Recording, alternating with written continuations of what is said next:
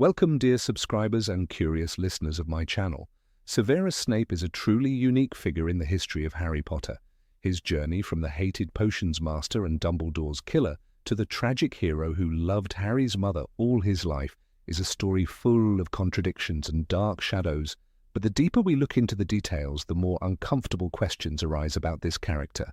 Today, we'll examine them one by one. Enjoy the video? Number 1.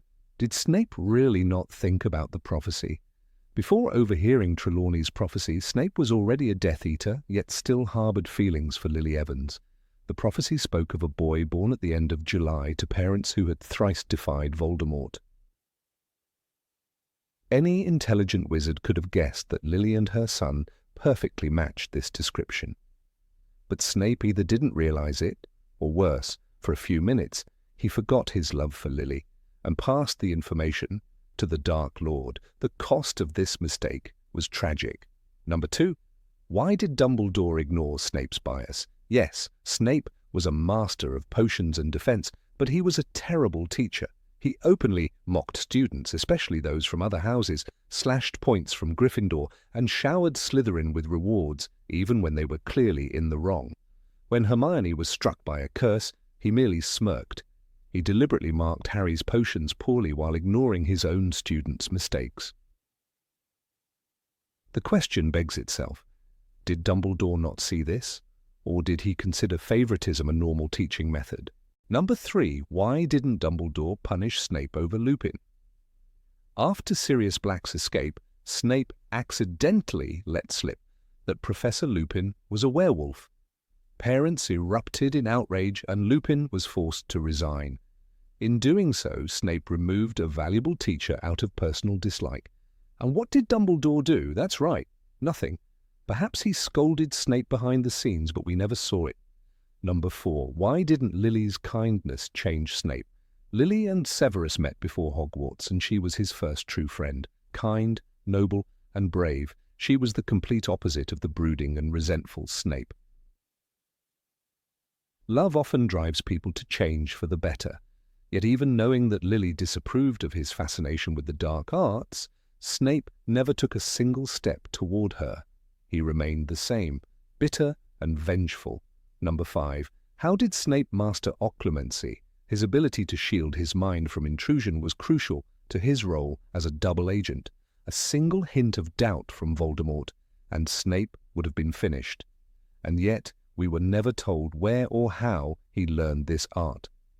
Occlumency demands calmness and emotional detachment, yet Snape constantly displayed malice, sarcasm and resentment, especially around Harry. How could the two coexist? Number 6. Why did Snape keep chasing the defense against the dark arts job? It was common knowledge at Hogwarts that the post was cursed. Every year, the teacher changed. Yet Snape persistently sought it, knowing full well about the curse. Why did he want it so badly? Did he not believe in the curse? Did he think he could break it? And why didn't he suggest creating a new position, say, Professor of Counter Curses instead? Number 7. How did he come up with Sectum Sempra? We never learned exactly how spells are created. Do you need special permission? How are they officially recognized in the wizarding world? Sectum Sempra is a curse capable of inflicting severe wounds, nearly on par with the unforgivable curses. And yet teenage Snape managed to invent it. How?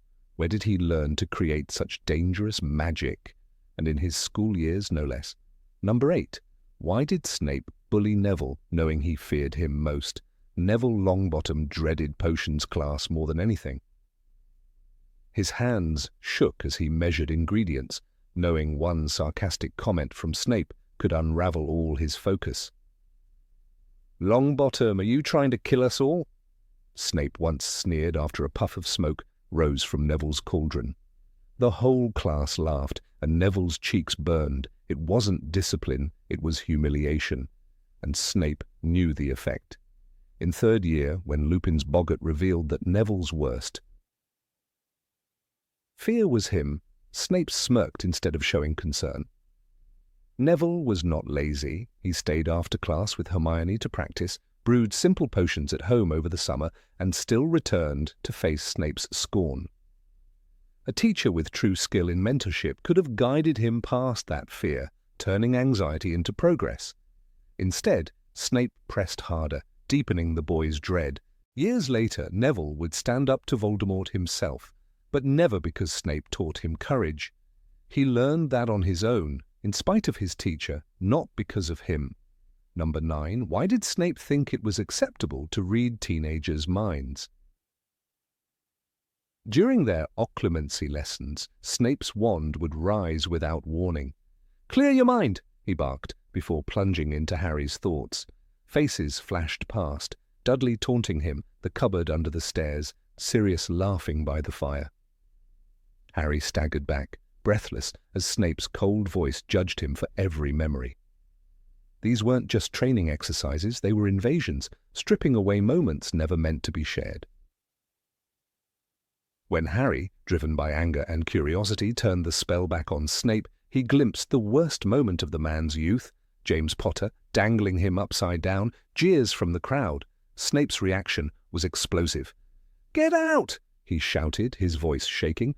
But the double standard was clear. Snape could walk through Harry's mind freely, yet Harry was a villain for stepping into his. Trust was never part of the lesson. It was control, pure and simple. The stakes were high. Voldemort's connection to Harry's mind was dangerous, but instead of building resilience through trust, Snape chose force, tearing down Harry's mental defenses by attacking them directly. Perhaps he thought this was the fastest way. Perhaps he didn't care about the cost. In the end, the lessons collapsed in failure, leaving Harry more guarded against Snape than against the Dark Lord himself. Number 10. Why did Snape allow the Half-Blood Prince's book to circulate at school? The battered copy of Advanced Potion Making looked harmless enough when Harry pulled it from the cupboard. Inside, neat handwriting filled the margins. Shortcuts for brewing, clever improvements, and hidden among them, spells with no official ministry record. For enemies, one note warned beside Sectum Sempra. The first time Harry used it, Malfoy lay bleeding on the bathroom floor, and Madame Pomfrey's hands trembled as she worked to heal him. That one page nearly cost a student his life. Snape knew the book was his. He knew every stroke of the pen and every danger between its covers. Yet when Harry's sudden rise in potion skill became the talk of the class, Snape did not demand to see the source. He let the lessons continue, even as Hermione grew suspicious and Ron marveled at Harry's magic tips. It wasn't until the Sectum Sempra incident that Snape seized the book, and even then his fury seemed aimed more at the exposure of his identity as the Half-Blood Prince than at the harm done. Why not act sooner? Perhaps Snape believed the notes would only be understood by a skilled mind, underestimating how quickly a determined student like Harry could weaponize them. Or perhaps he valued the secrecy of his teenage legacy over the safety of his classroom. In the end, the book that carried his brilliance also carried his recklessness, and it took a near tragedy for him to reclaim it from the wrong hands. Number 11. Why did love for Lily turn into obsession and hatred for her son? Snape swore to protect Harry, and he did, again and again, often without the boy ever knowing. Yet in the classroom, that vow seemed to vanish. He didn't see a child, he saw James Potter's smirk, James Potter's hair, James Potter's legacy of humiliation. Every glance at Harry was a reminder of old wounds. As Harry once noted, "He's been looking for an excuse to get me into trouble since the day I got here." This duality was jarring. By night, Snape was risking his life, feeding Voldemort lies to keep Harry alive. By day, he was docking points from Gryffindor for imagined infractions, ridiculing Harry's every attempt at potions. When Harry accidentally called him a coward on the astronomy tower, Snape's fury was almost personal, more the rage of a man reliving a grudge than that of a protector. It was as if the lines between mission and vendetta had blurred beyond recognition. A clear example came in Harry's third year. After a tense encounter in the Shrieking Shack, Snape's fixation on exposing Sirius Black overshadowed everything else, including Harry's safety. His determination to humiliate Harry's father's friends outweighed his judgment in the moment. It wasn't about justice. It was about old scores. And Harry, who had never known his father, was forced to fight battles he never started. Love for Lily could have been a bridge between them. Snape could have shared memories, stories, even quiet reassurances that her sacrifice mattered. Instead, he weaponized his pain, allowing it to spill into every interaction with her son. Love became obsession, and obsession hardened into hatred, a cycle that no amount of posthumous truth could undo in Harry's mind. Number 12. Why didn't Snape openly stop the Carrows as headmaster? When Snape became headmaster, the Carrows walked the halls like predators. Alecto taught Muggle studies twisted into propaganda. Amicus forced students to perform the Cruciatus Curse as punishment. Their cruelty was no secret. Detention became a word that made younger students tremble, and all of it happened under Snape's watchful eye, his black robes a shadow at the staff table. "There are hints," he intervened, in secret. Neville later told Harry, "It was better when he was there. He stopped them a couple of times." But those moments were invisible to most. Publicly, the Carrows ruled unchecked. No official reprimands, no sudden dismissals, no clever schemes to strip them of authority. If Snape truly was a master of subtle manipulation, could he not have found a way to disarm them without revealing his true allegiance? McGonagall's silence during that year spoke volumes, whether from shock, caution, or lack of trust in Snape. The staff was divided. Students like Ginny Weasley, Luna Lovegood, and Neville formed Dumbledore's army again, taking risks that a headmaster could have mitigated. Yet Snape allowed the Carrows to keep their posts, their punishments, and their grip on the school. Every day that passed under that regime deepened the atmosphere of fear. Perhaps Snape saw the cruelty as a necessary smokescreen. Perhaps he feared that removing the Carrows would draw Voldemort's suspicion and end his own mission too soon. But in the end, the legacy of his headmastership was not a clever preservation of order. It was the memory of Hogwarts under siege, where even the bravest students felt abandoned by the man in the highest chair. Number 13. Why did Snape agree to kill Dumbledore without finding another way? The night on the Astronomy Tower was built on a pact. Dumbledore, already dying from the cursed ring, had asked Snape to do it when the time comes. It was meant to be mercy. It was meant to protect Draco Malfoy from becoming a killer. Yet when Snape stepped from the shadows and cast Avada Kedavra, the effect went far beyond the plan. Students woke to whispers that their headmaster had been murdered by a trusted teacher. The shock spread like wildfire. The school's spirit cracked that night. Snape was no fool. He had maneuvered between two of the most dangerous wizards alive. He had deceived the Dark Lord himself. Was a staged death, a vanishing spell, truly beyond him? Even a feigned duel could have bought time, preserved Dumbledore's legend, and spared the students from watching their protector fall. Instead, he gave them an image they would never forget. Dumbledore pleading, "Severus, please," and then falling into the darkness below. The price was not just fear, it was trust, destroyed in a single flash of green light. Harry, hidden beneath his invisibility cloak, felt it burn into his mind. He chased Snape down the grounds, screaming, "Murderer!" And that word became the truth for everyone who heard the story. From that night, Snape's name was cemented as a traitor's, and the Order of the Phoenix lost one of its most important symbols of unity.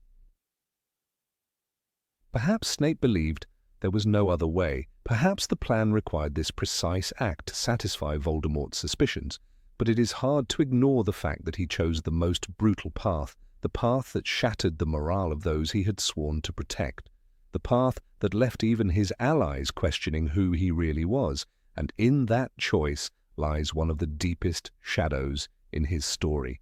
Number 14. Why didn't Snape try to build relationships with other teachers? Severus Snape spent decades at Hogwarts, yet he remained an island, cold, distant, and wrapped in suspicion. Even among colleagues, he kept walls high. With Professor McGonagall, it was a constant exchange of sharp looks and clipped words. With Professor Flitwick, their interactions were strictly professional, as if friendliness might break some unspoken rule. And Hagrid? He avoided Snape altogether, his deep voice growing tense whenever the potions master's name was mentioned. It was as if Snape carried an invisible sign, "Do not approach." Yes, Snape lived a double life. He was a spy, walking a knife's edge between Dumbledore and Voldemort. Secrets were his currency, and too much warmth could be dangerous. But even spies need allies. In a school where tensions ran high and danger crept in year after year, a trusted connection could mean the difference between success and disaster. Snape, however, never seemed to seek it. As Dumbledore once said, I think we sought too soon, but in Snape's case, it was as if he had sorted himself into solitude long ago. One night during Harry's 3rd year, McGonagall confronted Snape after he stormed into the staff room, accusing Lupin of negligence. She stood tall, voice sharp. "Severus, this is neither the time nor the place." Snape didn't soften. He never did. That moment was telling, not just about his temper, but about how quickly he turned conflict into a wall between himself and others. Rather than finding common ground, he fortified the divide. It wasn't just about Lupin, it was about Snape's refusal to let anyone close enough to see the man behind the mask. The tragedy is that trust could have made his mission easier. A quiet word to McGonagall might have built a bridge. A shared concern with Flitwick could have opened doors. Even a grudging respect for Hagrid could have fostered a united front against the dangers lurking in Hogwarts' shadows. But Snape chose distance over camaraderie every time. Whether out of pride, fear, or habit, he remained alone.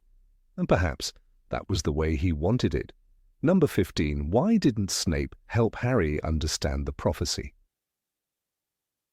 When one looks back at Severus Snape's role in Harry Potter's journey, the contradiction becomes glaring.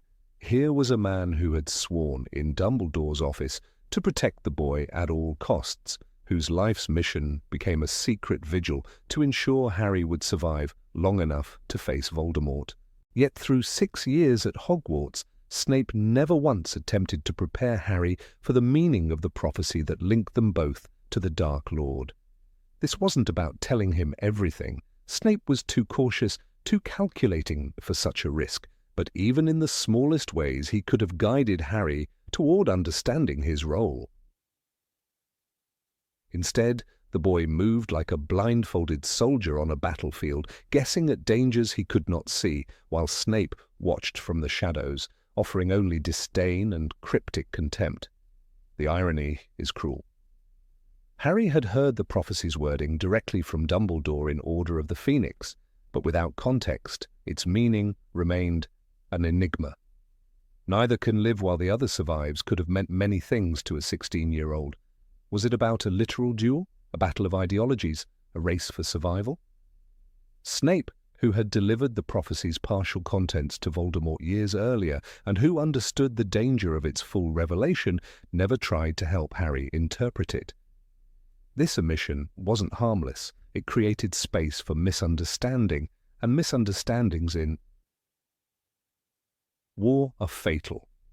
Sirius Black's death in the Department of Mysteries, for instance, was not solely the result of Harry's impulsiveness. It was born from his ignorance of the prophecy's true stakes, ignorance that Snape could have chipped away at with care. Snape's silence might be explained in part by his fear of Voldemort's power to extract information. Harry was reckless, prone to confiding in Ron and Hermione, and, thanks to his connection with Voldemort's mind, vulnerable to intrusion. From Snape's perspective, telling Harry too much could have been handing the Dark Lord a direct advantage.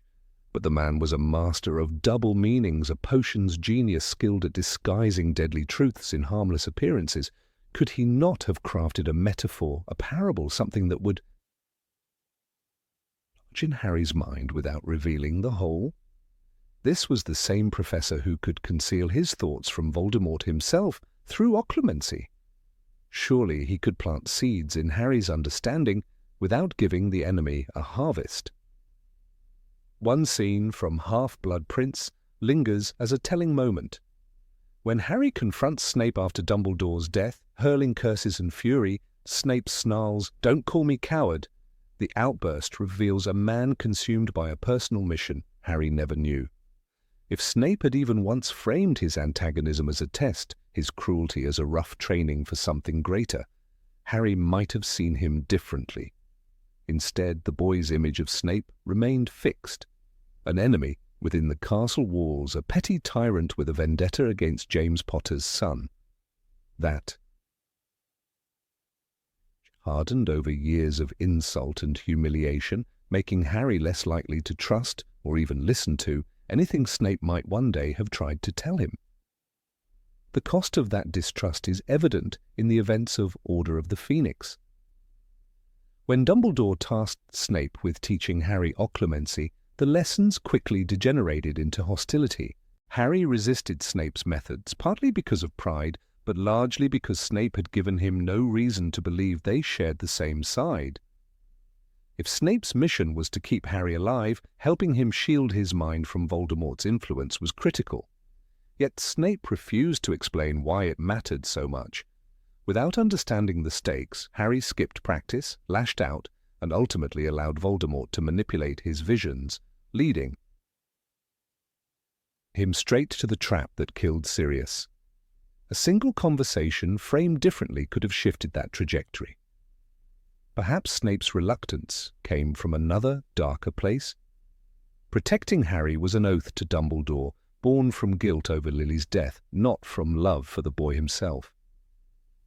Every time he saw Harry, he saw James's face, the echo of his own humiliation as a teenager. To mentor Harry would mean spending time with him, engaging in dialogue, softening the walls he had built between them. Snape may have feared that such closeness would compromise his carefully constructed persona as a loyal Death Eater in Voldemort's eyes. But here lies the uncomfortable question. Was this purely strategy, or did Snape's bitterness make him unwilling to help more than strictly necessary? In Deathly Hallows, when Harry views Snape's memories in the Pensieve, the truth unfolds in devastating clarity. Snape had been working for years to ensure Harry lived long enough to defeat Voldemort, but the revelation comes too late. By the time Harry learns of Snape's true loyalty, every decision, every mistrust, every missed opportunity is fixed in the past. The boy who had spent years trying to prove himself worthy of Dumbledore's trust never received even a hint of encouragement from the man tasked with safeguarding him. This is perhaps the greatest tragedy of their intertwined fates. They fought for the same goal, yet never became allies in any real sense until after Snape's death. A striking example of this gap appears in the aftermath of Dumbledore's explanation of the prophecy in Order of the Phoenix. Harry, reeling from Sirius's death, asks why he was not told sooner about its meaning.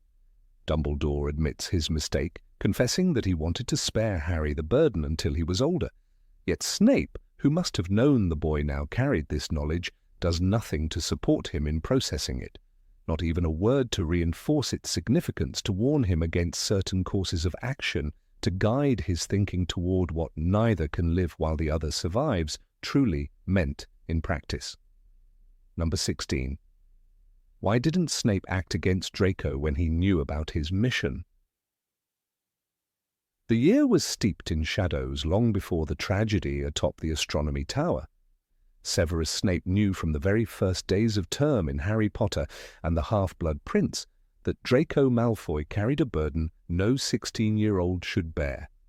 In a quiet, tense moment at Spinner's End, Snape had sworn an unbreakable vow to Narcissa Malfoy, promising not only to protect Draco, but to complete his mission should the boy fail. That promise was not an abstract one. It meant death.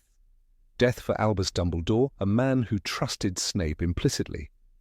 And yet, despite knowing the lethal nature of Draco's task, Snape allowed him to continue plotting, tinkering with cursed objects, and courting disaster within the walls of Hogwarts.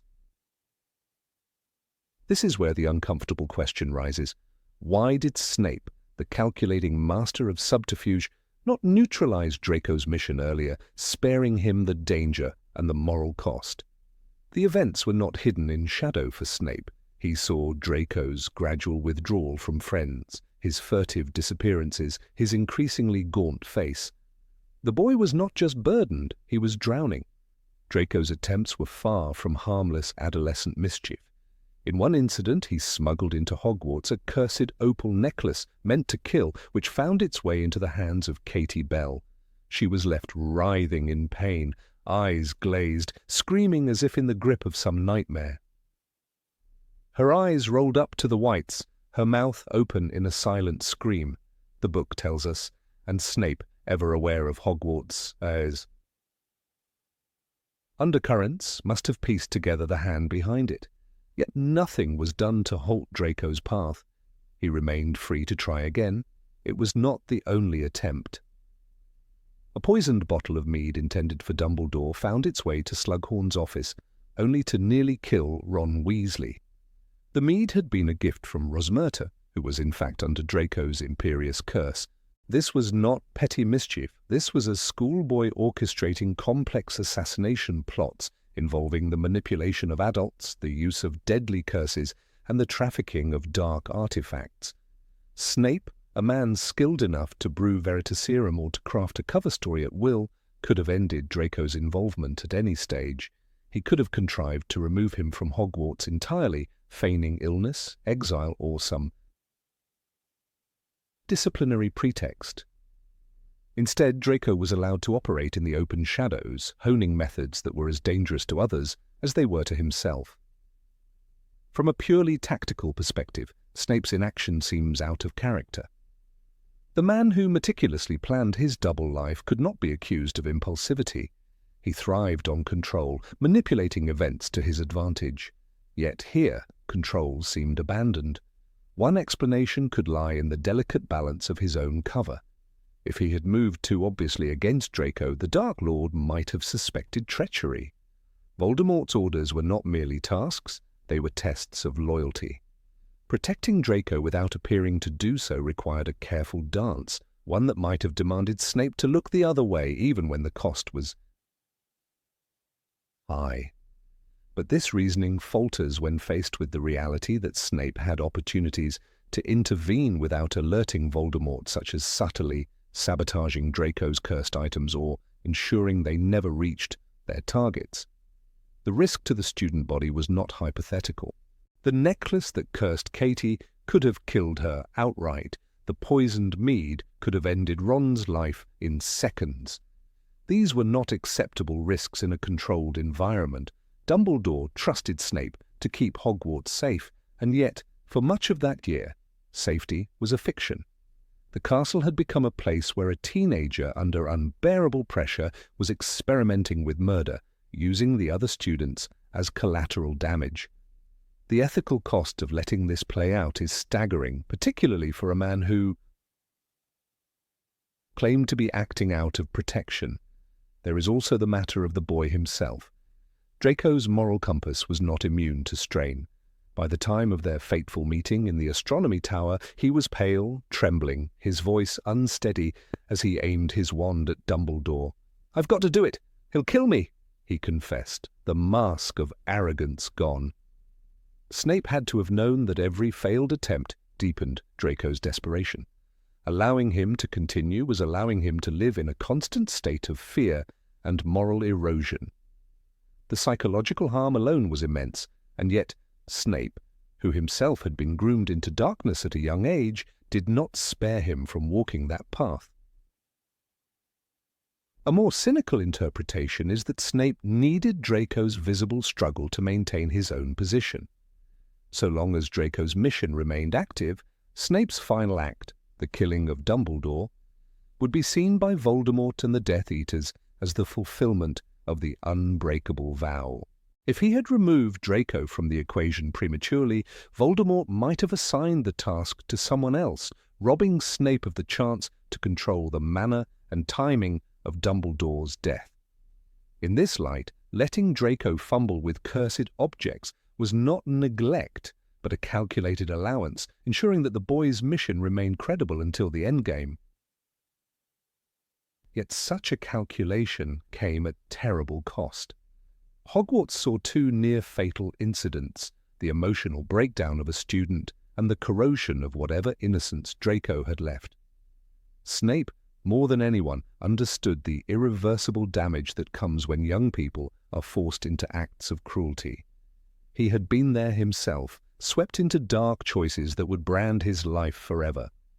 By allowing Draco to remain active in his mission, Snape was not only protecting his cover, but perhaps repeating the very cycle he had once suffered under, sacrificing another's peace of mind for a greater strategic aim.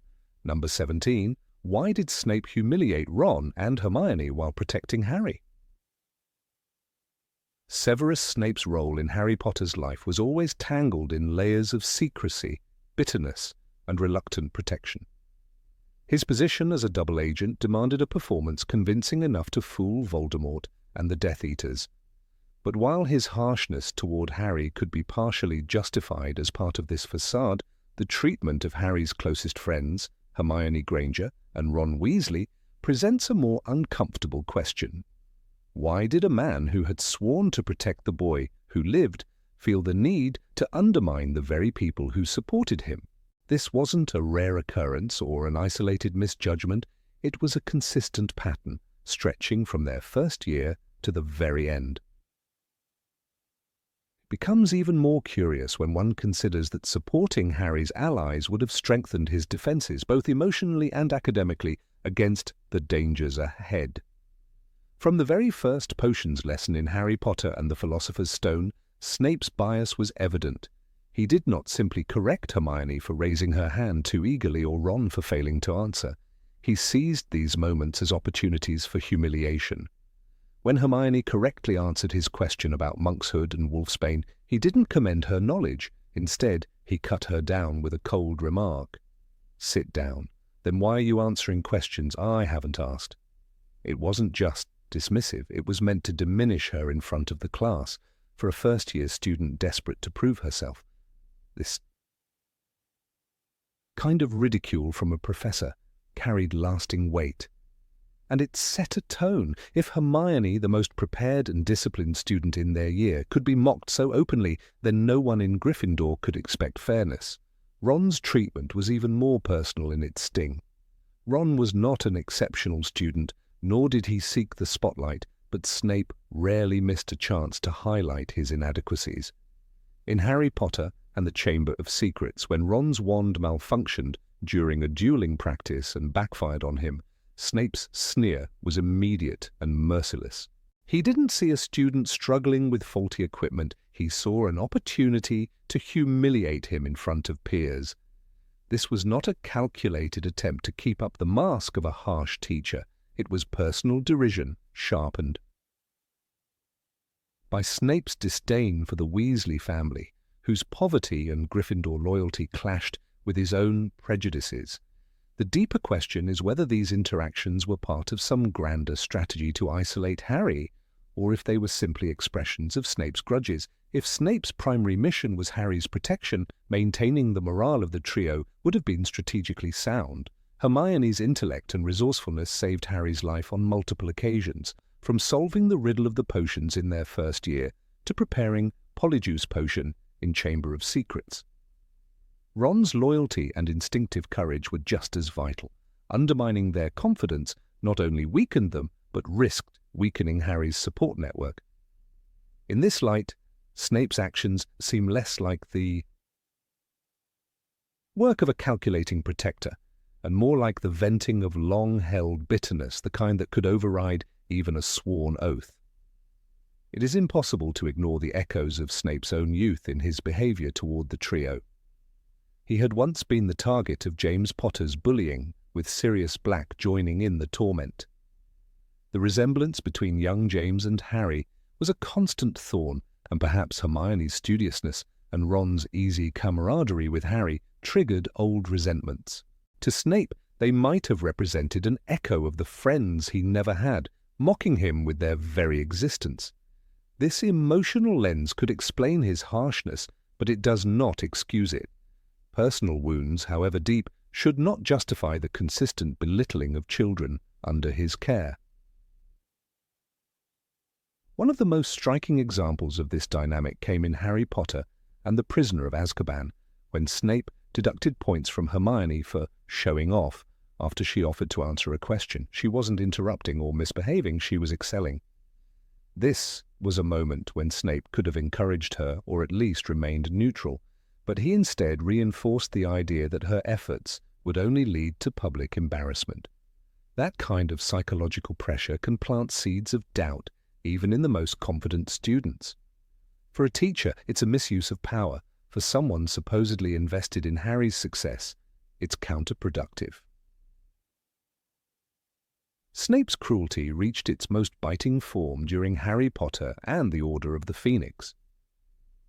When Ron failed to produce a decent potion in class, Snape did not correct him patiently. Instead, he offered cutting sarcasm. Weasley's Wizard Wheeze's finest, no doubt. This jab was more than a critique of Ron's work. It was a direct attack on his family's reputation and the small, struggling business his brothers were building. Such remarks didn't just wound Ron, they undermined the trust and comfort Harry could find in his closest companions. Snape wasn't merely attacking individuals, he was eroding the foundation of the trio's solidarity. The inconsistency in Snape's protective role becomes more glaring when contrasted with moments he did show genuine care for Harry. He would intervene at critical moments, such as blocking Professor Quirrell's jinx during Harry's first Quidditch match, or subtly assisting in keeping him alive during dangerous encounters. These acts reveal that Snape was capable of protecting without personal venom. This makes his choice to demean Ron and Hermione even more baffling. It wasn't that he couldn't control himself, it was that he didn't choose to. Some might argue that Snape's hostility toward Harry's friends was part of maintaining his cover. Voldemort's followers would not suspect him if he appeared to dislike the boy who lived and his allies. But this argument weakens under scrutiny. His treatment of Slytherins in the same years was consistently favorable, often to the point of open bias. He could have maintained his image as a strict, even cruel teacher without targeting the same small group of students so relentlessly. Instead, his contempt for them seemed selective and rooted in personal animosity rather than professional necessity. Number 18. Why didn't Snape try to openly correct his past mistakes? When the dust of the Battle of Hogwarts finally settled and the bodies were counted, the name of Severus Snape began to shift in meaning. For years, he had been the shadow lurking in Hogwarts corridors, a figure students feared and teachers often distrusted. Yet in the aftermath, the memories he left behind revealed a man who had risked everything, walked the razor's edge between two masters, and ultimately given his life to ensure Voldemort's downfall. And yet the question remains like a splinter under the skin. Why, in all those years before his death, did Snape never once attempt to openly mend the harm he had caused? Why didn't he take even a single public step to ease the wounds he inflicted on the very people he had sworn to protect from the shadows? The cruelty of Snape's classroom was no secret. Neville Longbottom once admitted in Harry Potter and the Prisoner of Azkaban that his worst fear was not a Death Eater, not even Voldemort, but Professor Snape himself. When Neville faced the boggart in Lupin's defense against the dark arts class, it morphed into Snape's looming figure, a living testament to the emotional toll of years of humiliation. Possibly, no teacher in Hogwarts history has ever bullied a student as much, Lupin quietly observed later. It is telling that Snape never tried to soften this fear, even privately. Even after joining Dumbledore's side, even knowing the boy was already carrying the trauma of losing his parents, Snape chose the barbed comment over the gentle word. One might argue that Snape's need for secrecy required maintaining his cover as a cruel, Voldemort-aligned teacher. But there were moments when the mask could have slipped without risk. Consider his treatment of Hermione Granger in Harry Potter and the Prisoner of Azkaban, when he mocked her appearance by calling her an insufferable know-it-all in front of the class. This was not strategy, this was instinct. Hermione was a Muggle-born, brilliant, and eager to please, yet Snape reinforced the prejudices she already battled daily. If part of his redemption was meant to protect the vulnerable, then this was a glaring contradiction. Here was a chance to lift someone up, and instead he chose to push her down. It is easy to paint Snape's bitterness as the inevitable scar tissue of his youth, years spent being tormented by James Potter and his friends, years of rejection by Lily Evans, the woman whose death would become the axis of his entire life. But the war gave him opportunities to see the damage such cruelty caused. Dumbledore trusted him enough to give him critical information, to place him in situations where human empathy might have been his greatest weapon. Yet, Snape rarely used it. The moments when he could have been quietly kind, without risking his cover, are scattered and few. One recalls when he saved Harry from Quirrell's jinx during a Quidditch match in the Philosopher's Stone, but this act was hidden entirely. The boy never even knew Snape had intervened until much later. It raises the question, was Snape's self-image so rooted in the role of the villain that he could not bear the idea of someone seeing him otherwise? The children he taught were not soldiers, they were not his enemies. Yet Snape's behavior toward them often blurred that distinction. Take the case of Harry himself. Snape saw James's face every time he looked at the boy, but also Lily's eyes, a constant reminder of love lost and promises made. His loyalty to her memory was absolute, but it manifested in ways that Harry could only read as loathing. "You have your mother's eyes," Snape said in the Deathly Hallows as he lay dying. But in life, those same eyes were often met with sneers and detentions. The truth he carried, his love for Lily, and his role in protecting her son was buried so deep beneath hostility that it became indistinguishable from genuine malice. This raises an uncomfortable possibility. Perhaps Snape did not want redemption in the way most imagine it. To seek forgiveness openly, to show warmth, to admit to mistakes, these are acts of vulnerability. And vulnerability was something Snape had spent his entire life armoring himself against. As a boy, he had been humiliated, friendless, save for Lily, marked by poverty and neglect. As a man, he lived under the constant suspicion of two masters. To drop the act, even for a moment, might have felt like stepping into open fire. It is possible that Snape preferred the certainty of being hated to the uncertainty of being understood. There is also the matter of pride. Snape's intelligence was matched only by his stubbornness.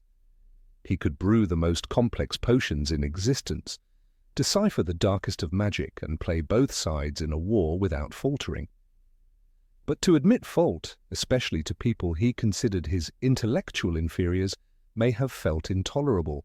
When he insulted Neville, mocked Hermione, or publicly humiliated Harry, there was an unspoken assertion of dominance, a way to remind himself that he had power in a world that had often rendered him powerless. If he had apologized, would that have dismantled the fragile scaffolding of control he had built around himself? The tragedy is that Snape was capable of great bravery and, in rare moments, tenderness.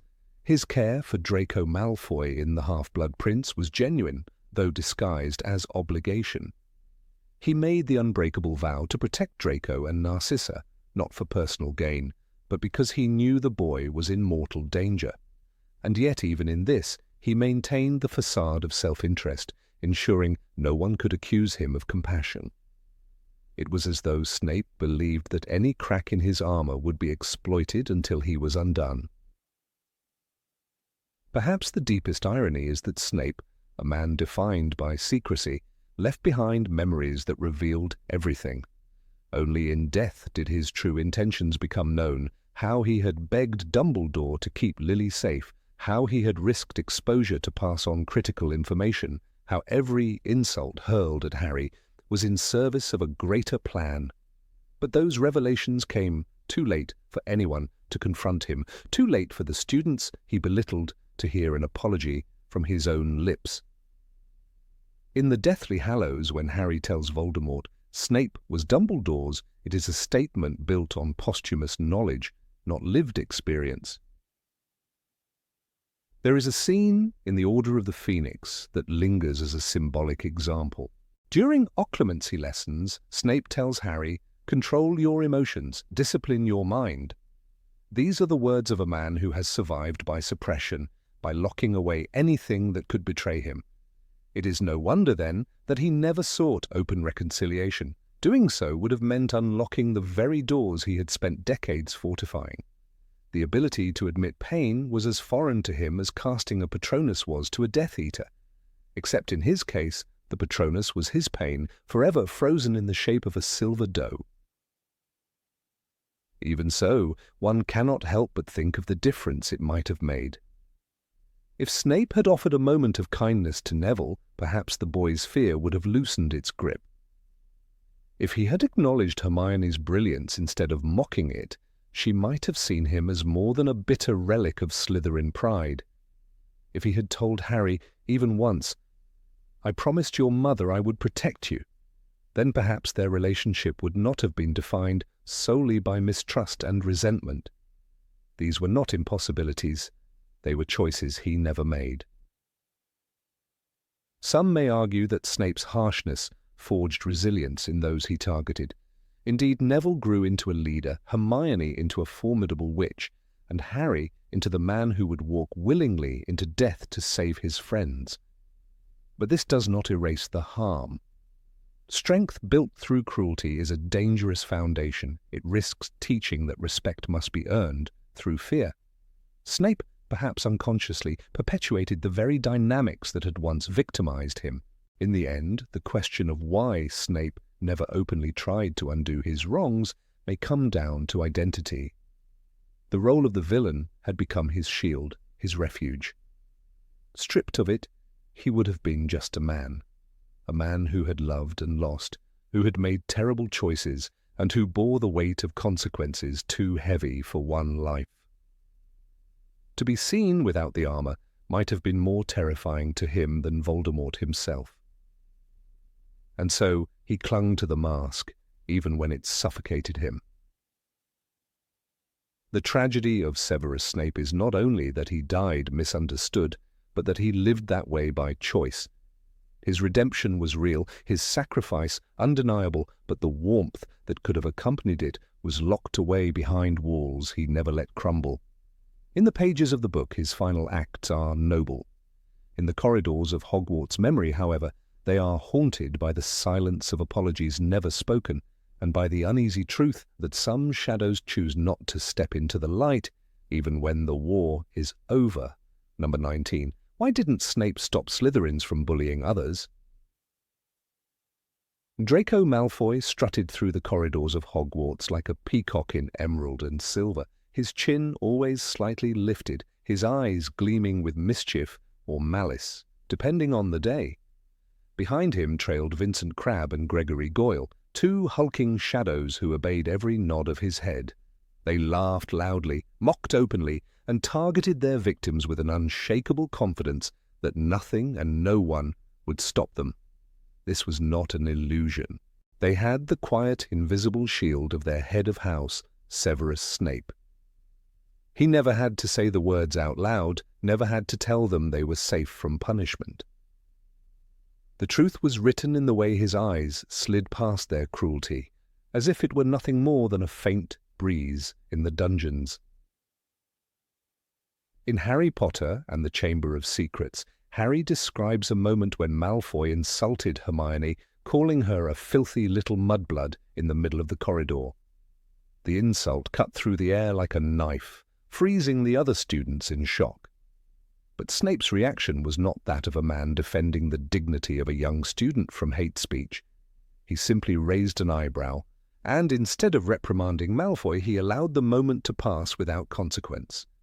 This was no mere oversight, it was a pattern. Snape's silence in these moments spoke louder than any words. To Malfoy it was permission. To Hermione and others, it was confirmation that the Slytherins could wound with words as sharply as they pleased.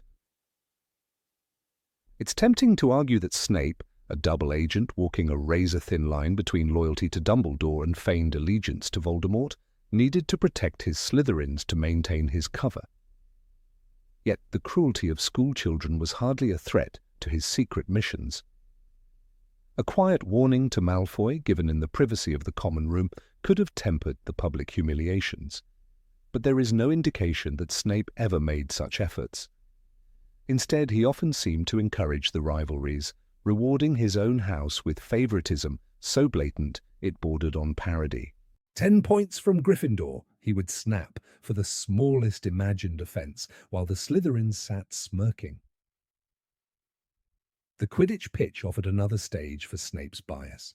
In Harry Potter and the Philosopher's Stone, when Hermione accused Malfoy of cheating during a match, Snape's expression remained unreadable, but his inaction was telling.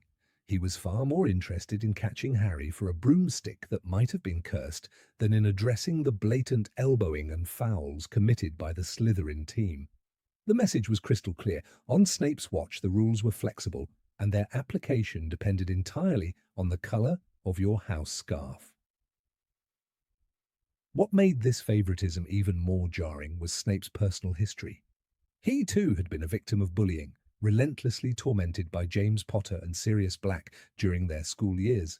The infamous Snape's worst memory in Order of the Phoenix shows him dangling helplessly in midair, while a crowd laughed, humiliated in front of his peers. One would think that such experiences would make him more sensitive to the suffering of others. Yet rather than breaking the cycle, he perpetuated it, choosing to protect the bullies when they wore green and silver, and to belittle the victims when they came from other houses.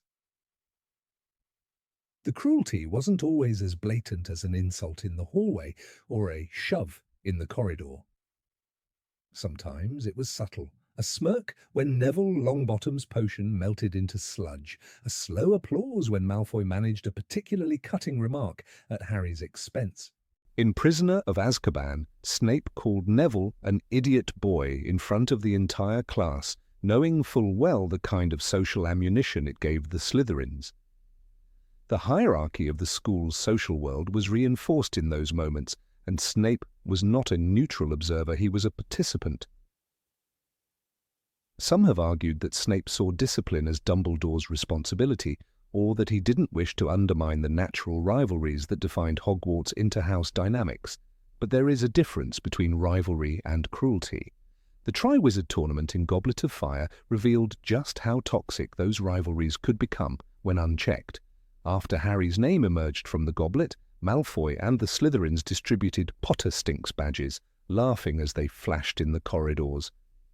Snape, if he noticed at all, did nothing. His lack of intervention didn't just allow the bullying to fester, it gave it legitimacy. The truth is, Snape's loyalty to his house often blurred into a form of possessiveness. The Slytherins were his soldiers, his private army within the walls of Hogwarts. To chastise them would be to chip away at the unity he cultivated, a unity built not on shared values of ambition or cunning, but on the common enemy of everyone else. In his eyes, Gryffindors were reckless, Hufflepuffs unremarkable, and Ravenclaws irrelevant. Slytherins, though, were his responsibility, his people, and he would not undermine them in front of outsiders, even if they were in the wrong. One of the most striking examples of this blind loyalty came during the incident in Half-Blood Prince, when Katie Bell was cursed by a necklace intended for Dumbledore. While the gravity of the crime should have prompted serious scrutiny of every suspect, Snape's focus remained on protecting Draco Malfoy from suspicion. Even as the evidence hinted at Draco's involvement in increasingly dangerous plots, Snape shielded him, not only from the law, but from any meaningful moral reckoning. This was favoritism taken to an extreme, where even attempted murder was overshadowed by house allegiance. Snape's unwillingness to confront bullying also intersected with his own grudges. Harry, the son of James Potter, was an irresistible target for his disdain. When Malfoy targeted Harry, Snape's silence was more than indifference, it was satisfaction. Every insult Malfoy hurled at Harry was, in Snape's mind, a small act of revenge against the boy who carried his father's face.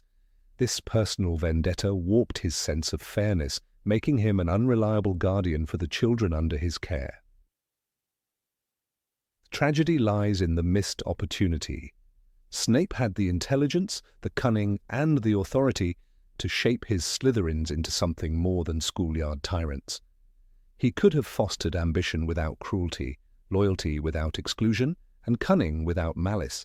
Instead, he allowed the darker impulses of his house to flourish unchecked, creating an environment where students like Pansy Parkinson could giggle at others' pain without fear of consequence. His classroom became a stage for humiliation, and the corridors became hunting grounds for the boldest of the Slytherins. There is also the question of Dumbledore's knowledge. The headmaster was famous for his tendency to trust his staff to manage their own houses, but did he truly not see the damage Snape's bias was causing? Or did he, too, view it as a small price to pay for keeping a man like Snape on the side of the light?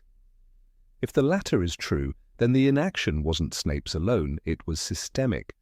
Still, Snape's choices within that framework were his own. He could have intervened quietly, discreetly reining in his students without compromising his position. That he did not speaks to a deeper flaw in his character. Even after the war, when the truth of Snape's sacrifices came to light, the question lingered. Could a man who risked his life daily to protect a boy from Voldemort not find the will to protect that same boy from humiliation in the corridors? The contrast between his courage on the battlefield and his silence in the face of bullying is stark. Heroism in the shadows did not erase the harm done in the daylight. The legacy of Snape's tenure as head of Slytherin is complicated. His death painted him as a tragic figure, a misunderstood hero whose love for Lily Potter drove him to acts of great bravery. But for the students who endured years of Slytherin mockery and sabotage under his watch, the memory is less noble. The bravery did not reach into the day-to-day life of the school. It did not stop the snide remarks, the hexes in the corridors, or the glares in the Great Hall. Those battles, fought in the quiet spaces between classes, were left to the victims themselves. In the end, Snape's failure to intervene against the bullying of his own house remains one of the most uncomfortable truths about his character. It is a reminder that bravery in one arena does not absolve cruelty or indifference in another. While history may remember him as the man who deceived Voldemort and saved Harry Potter, the halls of Hogwarts would remember him differently, as the professor who watched and did nothing while his chosen students made life harder for everyone else. Number 20. Why did Snape let Harry learn about betrayal from Sirius? When Harry burst into Professor Snape's office in Harry Potter and the Order of the Phoenix, his mind was already ablaze with fear. He had just seen a horrifying vision, Sirius Black, his godfather, tortured by Lord Voldemort inside the Department of Mysteries. Harry was desperate, shaken, and driven by instinct. He begged Snape for help, his words tumbling out in a rush. And yet, despite understanding the urgency, Snape did not immediately give Harry the clarity he needed. Instead, he responded in a cryptic manner, delivering his message to the Order in a way that Harry, in his panic, could not possibly interpret. This moment has long been a thorny question for readers. If Snape truly intended to protect Harry, why did he let his personal history with Sirius cloud his ability to act with precision?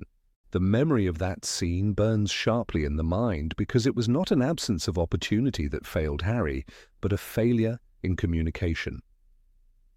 Harry was not asking for obscure instructions or theoretical knowledge. He was pleading for the life of the man who had become his family. Snape's words to the Order, "He's got Padfoot at the place where it's hidden," were, by design, veiled. To anyone already aware of the code, the meaning might have been decipherable. But to Harry, who stood there watching the exchange, The deliberate ambiguity was nothing short of infuriating. In that instant, the gap between Snape's knowledge and Harry's desperation became fatal. What makes this moment even more striking is the fact that Snape was fully aware of Harry's impulsive nature. This was not their first confrontation, nor the first time Harry had been gripped by emotion. Snape had taught him occlumency for weeks, constantly emphasizing that the boy was vulnerable to manipulation through his mind. He knew Harry was quick to act, that his instincts often overrode his caution. If anyone should have recognized the danger of leaving Harry without explicit guidance, it was Snape. And yet the clarity that might have stopped Harry from racing to the ministry never came. Instead, Snape watched him leave, knowing the boy was likely to interpret inaction as abandonment. Some argue that Snape's hands were tied, that the need to maintain secrecy in front of Dolores Umbridge forced his vagueness, but this defense falters upon closer examination. Snape had both the cunning and the authority to find another way to convey urgency. He had spent years serving as a double agent, passing sensitive information under the noses of the most dangerous witches and wizards alive. If he could fool Voldemort himself, surely he could have crafted a message that would leave Harry no doubt that help was on the way, or that he should stay put until reinforcements arrived. Instead, the choice to leave Harry in a haze of uncertainty feels less like necessity and more like negligence, tinged with old grudges. The animosity between Snape and Sirius was no secret. From their school days at Hogwarts to their strained alliance within the Order, their mutual contempt simmered just below the surface. Snape viewed Sirius as reckless, arrogant, and unworthy of the trust Harry placed in him. Sirius, in turn, never hesitated to mock Snape's demeanor and question his loyalty. This history is crucial because it casts a long shadow over the decisions made that night. When Snape heard Harry's frantic claim that Voldemort had Sirius, there must have been a part of him, buried deep or perhaps closer to the surface, that hesitated to throw his full weight into saving a man he loathed. The cruel irony is that Snape, more than anyone else, understood the cost of personal vendettas in a war. His own life had been shaped by the consequences of hatred and loyalty misplaced. Yet in this critical moment he seemed to allow that same bitterness to govern his actions. The boy standing before him was not just James Potter's son, nor Sirius Black's godson. He was a teenager on the brink of making a terrible mistake. A simple, clear command might have stopped the chain of events that led to Sirius's death. Instead, what Harry received was a message that required decoding, and by the time the truth was acted upon, it was too late. In the heat of that night, Harry's instincts took over. Believing the adults had failed him, he gathered his friends and set off for the ministry. Every step deeper into the Department of Mysteries pulled them further into Voldemort's trap, exactly as the Dark Lord had intended. The outcome was catastrophic, a battle with Death Eaters, injuries to his friends, and the shattering loss of the only parental figure Harry had truly chosen for himself. As Dumbledore would later explain, the vision of Sirius's torture was a fabrication meant to lure Harry into the open. But the final link in the chain, the decision to go, was cemented by Snape's refusal to cut through Harry's panic with decisive truth. The scene's tragedy is amplified by the book's earlier foreshadowing. Snape had consistently drilled into Harry that his emotions made him vulnerable to Voldemort's manipulations. He had warned that the Dark Lord could plant false images in his mind. And yet, when confronted with a real-time example of such a deception, Snape's response lacked the urgency his own lessons demanded. It is as if the theory of protecting Harry was one thing, but the practice, when it involved his old enemy, proved a different matter altogether. That dissonance speaks volumes about the complexities of Snape's character, but it also raises the uncomfortable question: was this a moment of human weakness or a subconscious act of retribution? Consider the quote directly from the scene. Snape looked into Harry's frantic eyes for a moment and then said, in a low voice, "Padfoot is at the place where it is hidden." The words are clinical, stripped of the emotional punch that might have conveyed to Harry the danger of rushing off. In the chaos that followed, Snape remained in Umbridge's office, buying time, but not physically restraining Harry or alerting the school in a way that would keep him from leaving. It was action at a distance, enough to technically fulfill his duty, but not enough to prevent disaster. This is not to say Snape wanted Sirius dead. Even in his bitterness, Snape was a soldier in the same war, and he knew the value of experienced fighters. But between wanting someone alive and taking the necessary steps to save them lies a vast gulf. His history with Sirius had hardened into a lens through which he interpreted every interaction, and that lens was present when Harry begged for his help. Whether consciously or not, Snape withheld the clarity that might have saved Sirius, and by extension spared Harry the crushing guilt he would carry for years. The cost of that night was not measured solely in Sirius's life. For Harry, it was a brutal lesson in the unreliability of trust. He had turned to the adults in his world for help and found himself once again navigating peril without their protection. His relationship with Snape, already poisoned by years of hostility, calcified into outright enmity. The occlumency lessons ended. Any potential for building a fragile bridge of understanding between them vanished under the weight of grief. Snape, too, must have felt the repercussions. Dumbledore's later rebukes hinted at missed chances and the damage caused by old grudges. From a storytelling perspective, this moment is devastating precisely because it hinges on something as mundane and as human as communication. Magic could not save Sirius that night, not because it lacked power, but because the people wielding it failed to align their intent with their actions. In a world of prophecies, wands, and spells, the deadliest weapon turned out to be a sentence too cleverly disguised for its own good. It is tempting to imagine an alternate version of the scene where Snape drops the mask of rivalry for just long enough to speak plainly. "Stay here. He's not there. Voldemort is tricking you." Those words might have changed everything. Harry might have waited, the Order might have gone in his place, the fight at the Ministry might have been avoided. But such a moment never came, because Snape, bound by pride, secrecy, and a lifetime of grudges, chose subtlety over clarity, and paid the price in blood. The uncomfortable question remains, because it refuses to be neatly answered. Snape was not a man of simple motives. He was capable of remarkable bravery and equally remarkable pettiness. In this single instance, both qualities existed in tension, and the result was a decision that could be defended strategically but condemned morally. Harry would never forget it, and readers, too, cannot help but see it as a turning point, one where the man sworn to protect the boy failed him in the most ordinary, yet most consequential, way. In the end, the tragedy lies in the fact that the fatal link was preventable. Snape had the knowledge, the intelligence, and the means to avert the disaster. What he lacked in that moment was the willingness to strip away the history between himself and Sirius, to see the boy in front of him not as an echo of James Potter, but as someone whose life could be irrevocably shattered. It is that failure, more than any tactical misstep, that makes the question so enduring and so haunting. Number 21. Why didn't Snape use his influence to improve potions classes? Severus Snape's reputation as the potions master at Hogwarts was never one of warmth or encouragement. Students entering his classroom did not feel a rush of curiosity or excitement, but instead the tightening grip of anxiety.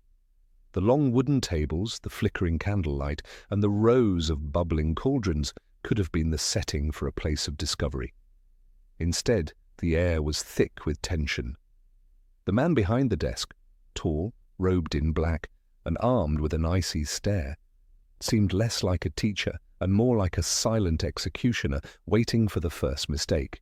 It raises a question that lingers uncomfortably for many who admired his skill. If Snape was truly a master, Why did he never use that mastery to make his subject inspiring? Snape possessed one of the sharpest minds in the wizarding world when it came to potions. Even Horace Slughorn, his predecessor, admitted in Harry Potter and the Half-Blood Prince that Snape knows his stuff. His personal textbook from his own school days, filled with handwritten improvements to existing potion recipes, proved that he was more than capable of innovation.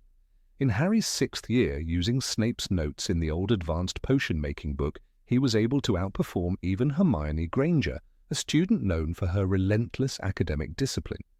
This alone shows that Snape had revolutionary knowledge that could have transformed the way potions were taught. Yet, he never brought those improvements to the classroom. The environment Snape cultivated was one of fear, not inspiration. First-year students, like Neville Longbottom, dreaded his lessons before they had even stepped inside the dungeon. In Harry Potter and the Prisoner of Azkaban, Neville's boggart famously turned into Snape himself, a striking symbol of just how much terror he inspired in his pupils. A teacher aware of his power could have noticed such fear and used it as a signal to build confidence. Instead, Snape seemed to view fear as a tool, sharpening it through public humiliation and biting sarcasm. It begs the question, did he ever truly care about the potential of those sitting before him? Take the case of Neville's struggle with potion making. His timid nature and constant self-doubt made him clumsy at measuring and stirring. Instead of offering guidance, Snape undermined him with scathing remarks. In Harry Potter and the Sorcerer's Stone, after a simple mistake, Snape snarled, "Why don't you try again, Longbottom, and let's hope this time it's not poison?" This was not constructive criticism, it was humiliation. A true master of the art could have recognized Neville's lack of confidence as the root of his mistakes and addressed it with patient instruction. But Snape never seemed interested in lifting weaker students to greater heights. One might argue that Snape's bitterness towards students like Harry Potter and his favoritism towards Slytherins was a personal failing, not a professional one. But in the context of teaching, personal biases matter. Harry himself, though far from incompetent, entered every lesson on edge. His mind was not focused on the delicate timing of adding ingredients or the precise motion of stirring. It was locked on anticipating the next cutting remark. This psychological barrier kept many students from fully engaging with the subject. If Snape's goal was to pass on his mastery, he was undermining himself from the start. The contrast between Snape and Horace Slughorn is telling. Slughorn, while far less gifted in pure technical innovation, created an atmosphere where his students wanted to excel. He praised, encouraged, and rewarded effort. Even students without natural talent could find motivation under his guidance. Slughorn's classes felt like an invitation to join a circle of excellence, while Snape's felt like an obstacle course designed to break one's spirit. The difference was not in knowledge, but in delivery. Snape could have merged Slughorn's encouraging style with his own superior skills to produce extraordinary results. Yet he chose not to. One of the most striking missed opportunities lies in Snape's own handwritten potion improvements. These weren't just marginal tweaks, they often simplified processes and increased efficiency. The draft of Living Death recipe in the textbook, for instance, worked far better with the Half-Blood Prince's adjustments. Had Snape incorporated such methods into his teaching, even weaker students could have achieved higher quality brews.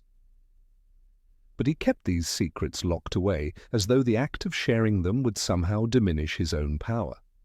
The artistry of potion-making under Snape became a guarded treasure, not a gift to be passed down.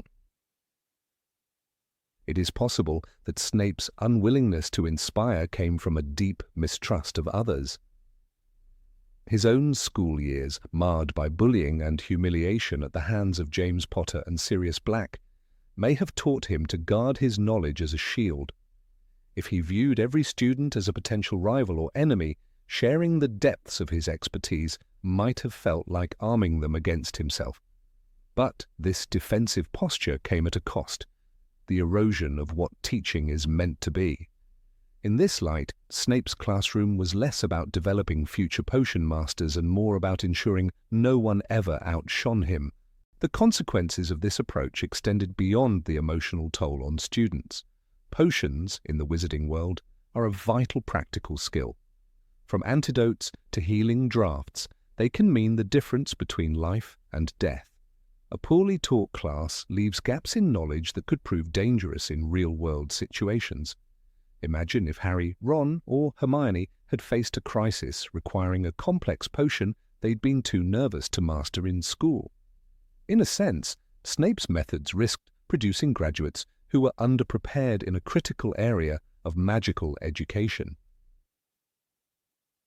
Snape's defenders often point to his double life, the constant tension of working as a spy for Dumbledore while convincing Voldemort of his loyalty. This burden, they argue, left little room for nurturing pedagogy, yet his role as a spy does not excuse the years of harshness before Voldemort's return in the Goblet of Fire.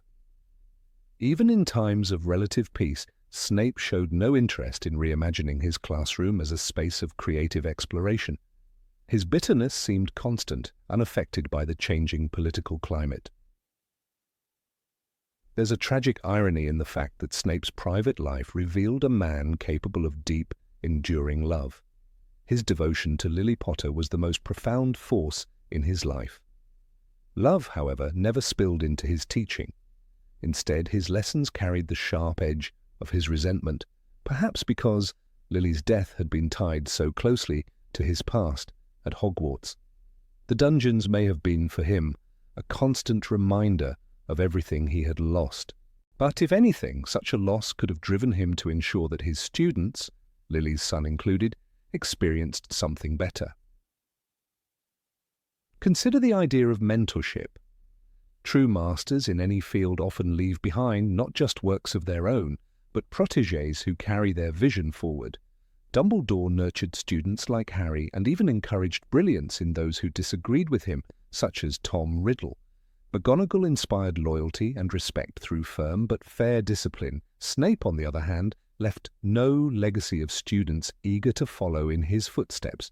There is no record of a young wizard leaving Hogwarts with the dream of becoming the next great potions master because of Snape's influence. The lack of a motivating curriculum is perhaps the clearest evidence of Snape's teaching failure. A well-designed course could have included demonstrations of rare potions, opportunities for creative experimentation, and projects that linked potion-making to real-world applications. Instead, lessons followed a rigid, mechanical pattern: follow the instructions, await judgment, and hope not to incur his wrath. Creativity was not just absent, it was discouraged. The art of potions, which could have been Hogwarts' most dynamic subject, became an exercise in survival. One could imagine a different version of Snape's classroom. In this alternate vision, the master alchemist shares his refined techniques, encourages questions, and treats mistakes as learning opportunities. Students leave the dungeons with a sense of accomplishment, knowing they have mastered a craft that could save lives. Such an approach would have not only elevated Hogwarts' reputation in potion-making, but also honored the discipline Snape himself loved. Yet this vision never materialized, perhaps because Snape's teaching was less about passing on knowledge and more about guarding his own wounded pride. Ultimately, the question is not whether Snape was a genius, that much is undeniable, but whether he was a good teacher. His mastery of the subject is beyond dispute, yet mastery alone does not make an educator. By choosing fear over inspiration, secrecy over openness, and bitterness over mentorship, Snape left behind a trail of students who survived his class rather than thrived in it. For a man who could brew miracles in a cauldron, it is a legacy that feels both incomplete and painfully wasted. Number 22. Why didn't Snape ever talk to Harry about Lily? Severus Snape's life was defined by two parallel currents: an unwavering love for Lily Evans and an equally unyielding bitterness toward the world that had taken her from him. He carried her memory in silence, guarding it like a dragon hoards treasure, allowing no one, least of all Harry Potter, to see the depth of his feelings. Yet this silence creates an uncomfortable question that lingers long after the final battle. Why, over the span of 6 years teaching Harry, did Snape never once attempt to speak to him about Lily in a way that might have offered comfort, understanding, or even a bridge between them? This was a man whose Patronus remained a silver doe decades after her death, who risked everything to protect her son. And yet in Harry's eyes, Snape lived and died as a cold, sarcastic tormentor, only revealing the truth when it was too late for reconciliation. Harry's memories of Snape are filled with the sting of insults and the oppressive weight of hostility. From their first potions lesson, when Snape humiliated him in front of the class by asking, "What would I get if I added powdered root of asphodel to an infusion of wormwood?" the tone was set. This was no warm guardian, no secret protector revealing slivers of kindness.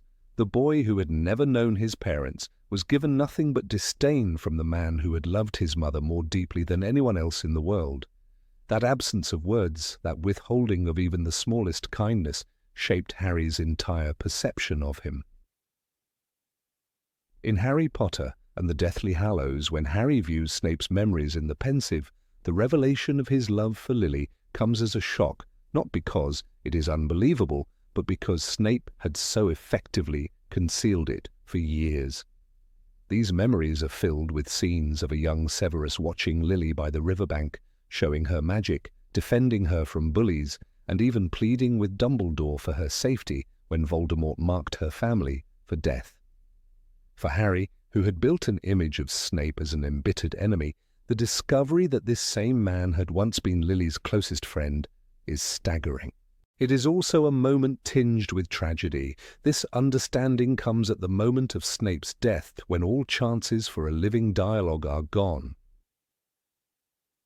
One cannot help but imagine how different things might have been if Snape had chosen a single, carefully measured moment to tell Harry something, anything, about Lily from his perspective. A simple memory, a small kindness, even a sentence like, "Your mother was the kindest person I ever knew," could have shifted Harry's entire relationship with him. Instead, Snape's silence became a barrier as high as the walls of Hogwarts itself. That choice, whether born from pride, pain, or fear, kept them on opposite sides of an invisible divide until the very end. There is a particular cruelty in the fact that Harry learned far more about his parents from those who barely knew them than from the man who had loved Lily most. Hagrid's tales, Sirius's stories, Lupin's quiet recollections, each gave Harry pieces of the puzzle. But none of these men had known Lily in the ways Snape had. Snape's memories contained the intimate moments, the unspoken glances, the private world of two children growing up with magic in their veins, yet Snape locked these away, refusing to share even a fragment with the boy who might have cherished them. In Order of the Phoenix, when Harry is punished by Snape during occlumency lessons, the hostility reaches its peak. Snape sees Harry's memories of James bullying him, and Harry catches flashes of Snape's own humiliations. It is the closest they ever come to truly seeing each other, yet the moment ends in bitterness. This scene underscores the irony of their relationship. Both were shaped by loss, both bore the scars of a war that had stolen too much from them, yet they remained enemies in the day-to-day life of Hogwarts. Snape's decision not to explain his connection to Lily in that moment is telling. It was an opportunity, but one he let slip by without a word. The reason for Snape's silence is often attributed to his pride and his hatred for James Potter. It is true that Harry's resemblance to James was a constant reminder of old grudges. Dumbledore himself tells Harry in Half-Blood Prince, "Your father did not make Snape's life easy when they were at school." Yet Snape's ability to set aside his personal dislike when it came to protecting Harry shows that he was capable of compartmentalizing his emotions. This makes his silence about Lily even more puzzling. He could endure danger, take on the role of double agent, and live a life of deception to keep Harry safe, but he could not bring himself to offer a single gentle word about his mother. The withholding of this truth was not just a matter of personal pride, it was a choice that shaped Harry's understanding of loyalty, sacrifice, and love. Without those words, Harry's perception of Snape remained rigid until the pensive scene shattered it. The boy who grew up yearning for stories about his parents could have been given a gift, a personal memory of his mother from someone who had adored her. Imagine Harry hearing from Snape that Lily had once defended him from James, or that she had been brilliant at potions, or that she had laughed in a way that lit up an entire room. Such details would not have weakened Snape's cover or endangered their world. They would have humanized him. Even in their final moments together in the Shrieking Shack, Snape's words to Harry are not about Lily in life, but about the necessity of looking into his eyes. "Look at me." A plea to see Lily's eyes one last time before death claimed him. It is achingly poetic, yet it is also the culmination of years of withheld truth. For Harry, this was a moment filled with confusion rather than understanding, the significance only becoming clear much later. By then, the man was gone, and only memories remained. Snape's silence becomes even more poignant when contrasted with his actions toward others. He was not incapable of speaking of Lily. In private conversations with Dumbledore, her name was invoked often. In Deathly Hallows, Snape's anger flares when Dumbledore suggests Harry must die, his words cutting through the air. "You have kept him alive so that he can die at the proper moment. You have used me." In that confrontation, the depth of his feelings for Lily is laid bare. Yet Harry, the one person most affected by those feelings, never heard them from Snape himself. The narrative power of this silence lies in what it withholds. It forces the reader to imagine the alternate path, the one where Snape sets aside bitterness, even briefly, to speak to Harry as Lily's friend rather than as James's rival. It is a path never taken, a door never opened, and it makes their relationship one of the most tragically complex in the series. The tension between what was possible and what actually happened gives this question its emotional weight. It is worth noting that Snape's reluctance may have been rooted in fear. Fear that revealing his love for Lily would expose his vulnerabilities, weaken his carefully constructed image, or even open old wounds too painful to face. Severus Snape lived in a world where vulnerability was dangerous, where the wrong word could betray his true loyalties. Perhaps he believed that speaking to Harry about Lily would not only betray his cover, but also break the fragile emotional shield he had built around himself since her death. Yet the result is the same. A boy grew up thinking one of his greatest protectors despised him, and a man died without ever knowing that the boy might have been capable of gratitude and even affection had he been given the chance. The tragedy lies not only in Lily's death but in the silence that followed it, a silence that lasted 16 years and was only broken by the echo of memories poured into a pensieve after the man who held them was gone. The story of Harry and Snape is ultimately one of missed chances, and this is perhaps the greatest of them all. In keeping his love for Lily locked away, Snape protected his heart, but denied Harry a connection that might have altered the course of their relationship. The uncomfortable truth is that the silence was a choice, and like all choices, it carried consequences. For Harry, it meant never knowing the full measure of the man who had died to protect him until the war was over. For Snape, it meant leaving this world with his love unspoken to the one person who most deserved to hear it. Number 23. Why did Snape never truly choose a side? Severus Snape's life was a perpetual performance, and the stage was always split in two. On one side stood Albus Dumbledore, calm and watchful, expecting loyalty in the face of darkness. On the other, the looming shadow of Lord Voldemort, demanding obedience through fear and cruelty. Snape walked between them with a mastery few could rival, yet the uncomfortable truth is that his allegiance to either was never about their ideals. The boy who once idolized the dark arts grew into a man who professed to fight against them, but neither transformation was born of moral conviction. From the moment Lily Evans became the center of his world, every choice, every betrayal, every act of heroism was tethered to her memory. When Lily died, Snape's allegiance was not to the light, but to the ghost of a woman he had lost. In the Order of the Phoenix, Snape played the part of the reformed Death Eater. He sat at the same table as Mad-Eye Moody, Kingsley Shacklebolt, and Remus Lupin, wearing the badge of a spy for the greater good. But in truth, his heart was never fully in their cause.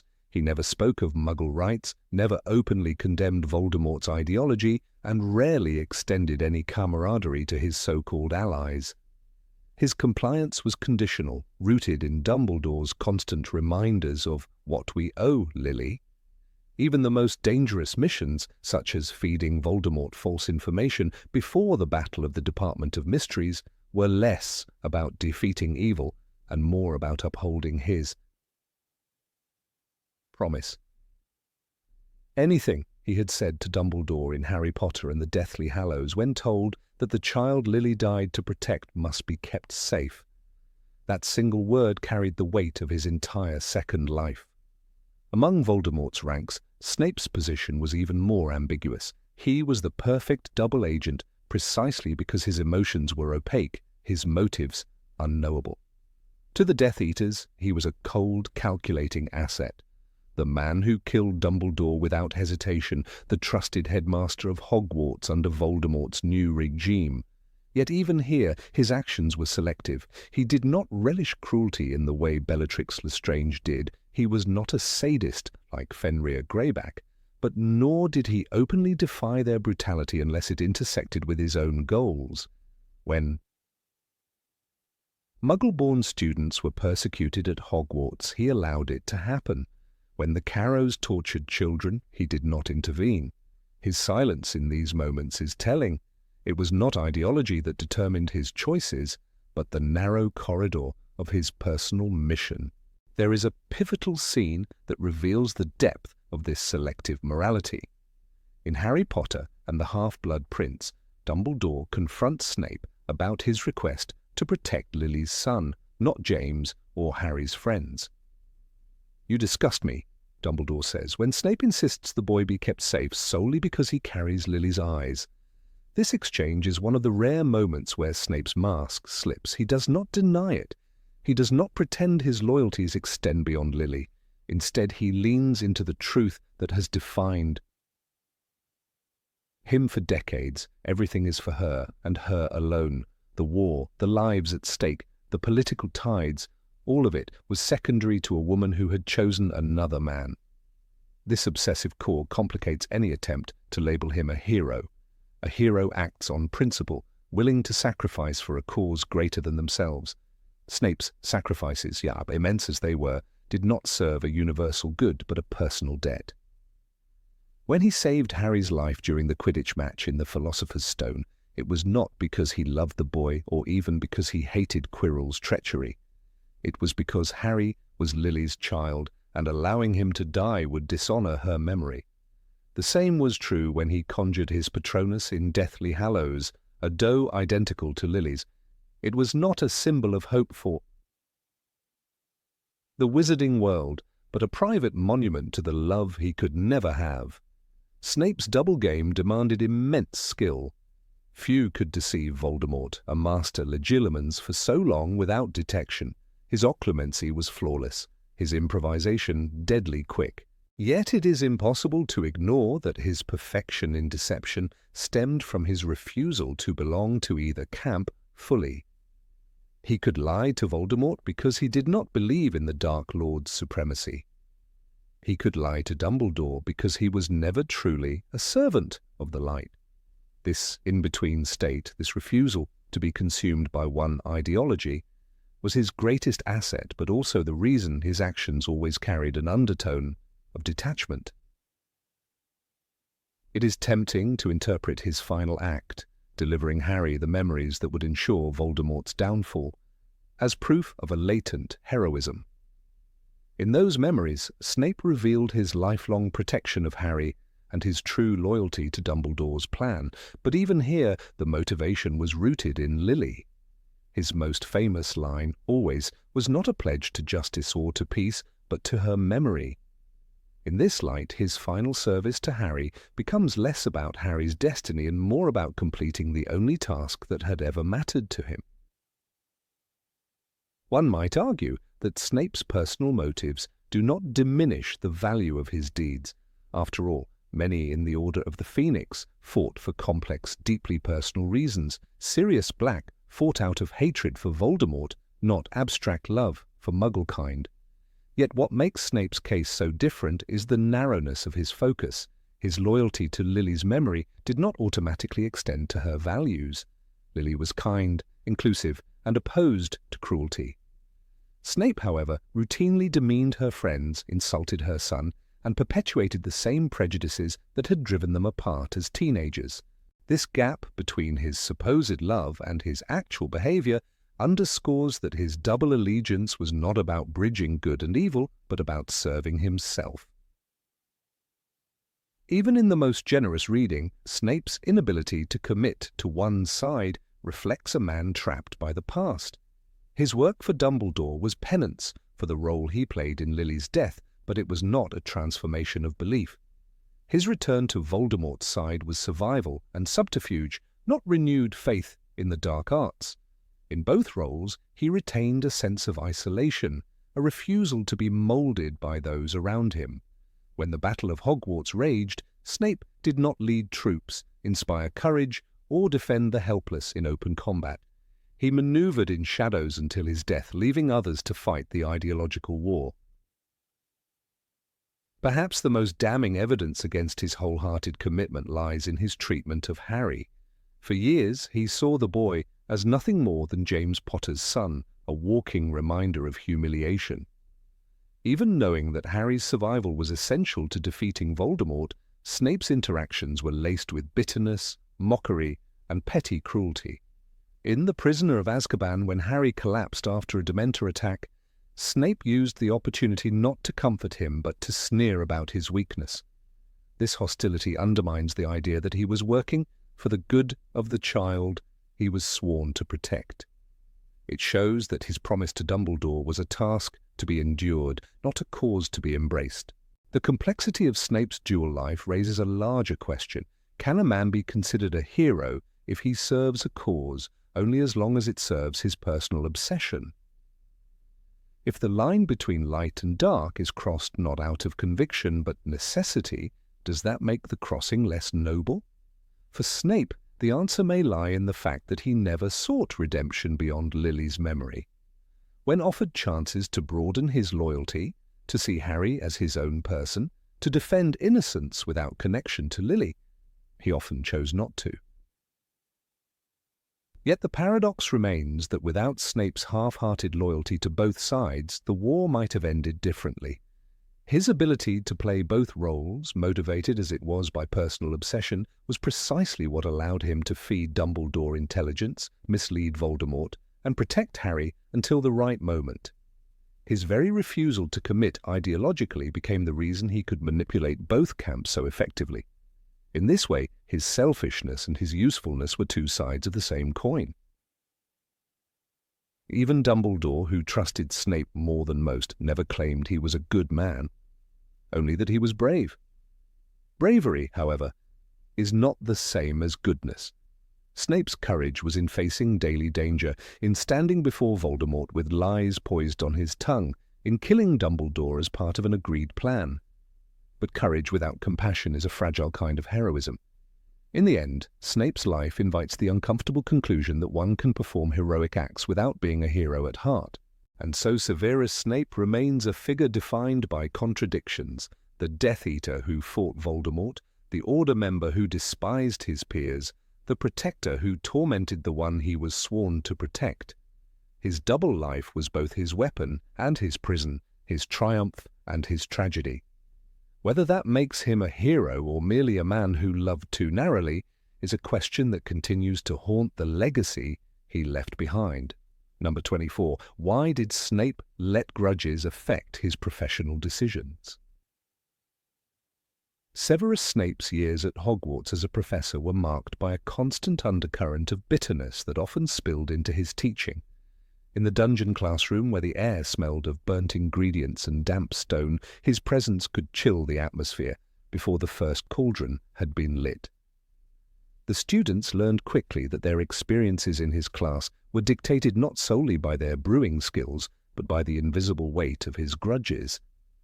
Snape carried into the classroom a personal history filled with humiliations, betrayals, and pain, and he wielded that history as a lens through which he judged each young face before him.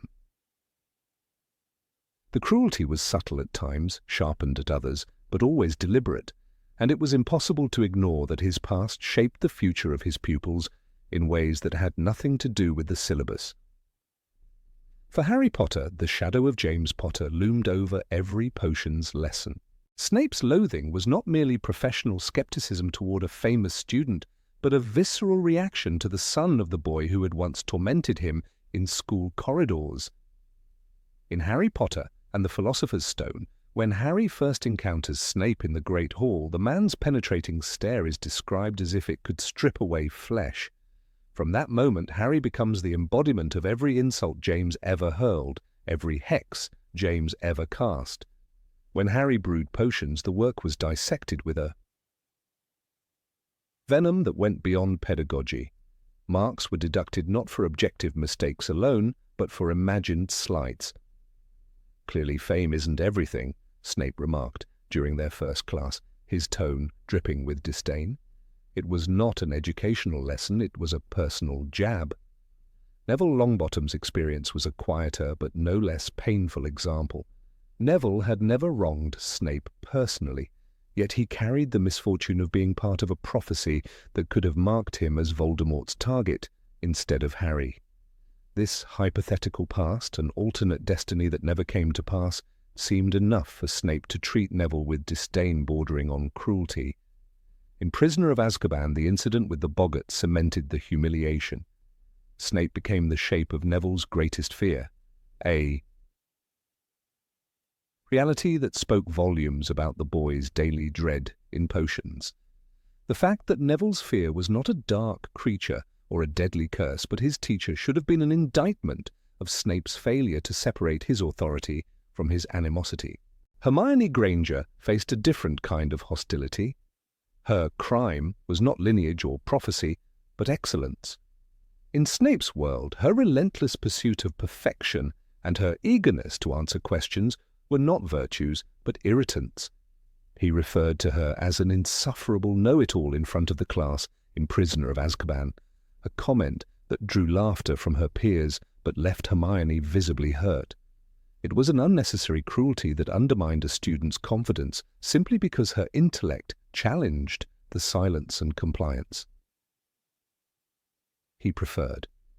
Snape's reaction to Hermione's diligence was less about her and more about his deep resentment toward those who seemed untouchable in their competence, people who reminded him perhaps of the students who had once sneered at him from a position of perceived superiority. These behaviors were not occasional lapses, they were patterns that endured for years. Snape was undeniably brilliant. His skills in potion-making were unparalleled, his mastery of occlumency and the dark arts second to none, but brilliance without restraint became a weapon. In his position, he was entrusted with shaping the magical education of hundreds of young witches and wizards, yet he allowed personal grievances, many of them rooted in decades-old wounds, to dictate the quality of that education. Harry's grades in potions, for example, were consistently suppressed under Snape's biased assessment, closing doors to career paths like aura training unless other professors intervened. There were moments when the mask slipped and Snape's true feelings broke through the controlled sarcasm.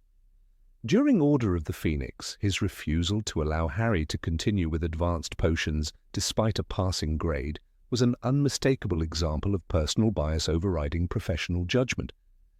In that single decision, Snape altered Harry's academic trajectory, making it clear that his resentment outweighed any consideration for the boy's potential.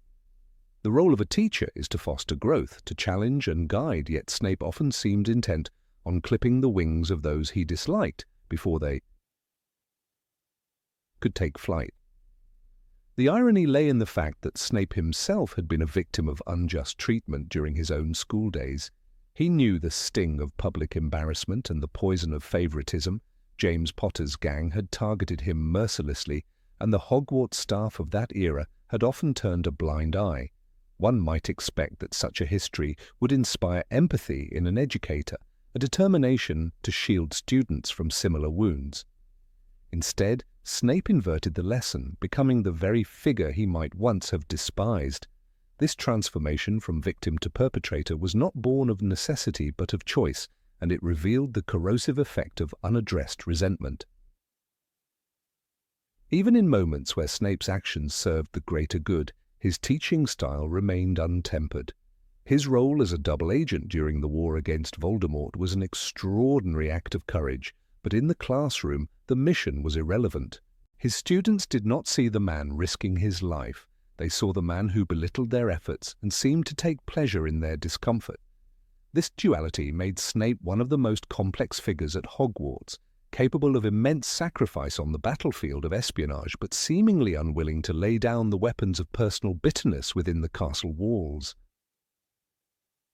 The long-term effect of his behavior was measurable. Students like Neville began their magical education with fragile confidence and saw it chipped away lesson by lesson. Harry entered each potions class bracing for conflict, an anticipation that dulled his focus and drained his enthusiasm. Hermione learned, however briefly, that even excellence could be punished if it drew the wrong kind of attention. These were not minor inconveniences, they were formative experiences that shaped how these young wizards saw authority, fairness, and themselves. Snape's inability or unwillingness to separate personal emotion from professional responsibility raises a troubling question about the ethics of teaching in the wizarding world. Magical education is not merely academic, it is a preparation for survival in a realm where mistakes can be deadly. A teacher's bias can mean the difference between a student mastering a defensive spell or failing in the field.